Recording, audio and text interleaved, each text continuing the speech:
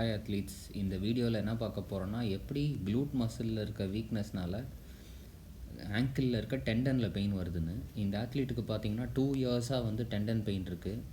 எவ்வளோ ஃபிசியோ எல்லாம் பார்த்தாச்சு, பட் இது வரைக்கும் எதனால் அந்த பெயின் வருதுன்றதை ஐடென்டிஃபையே பண்ண முடியல.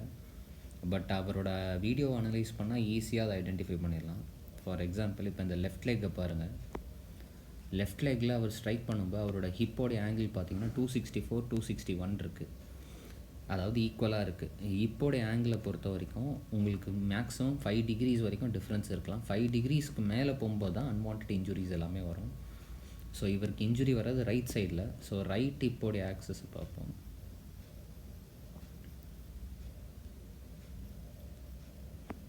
அவர் ரைட்டில் ஃபுட் ஸ்ட்ரைக் பண்ணும்போது அவரோட ஹிப்போடைய ஆங்கிள் பார்த்தீங்கன்னா 278 டிகிரி 256.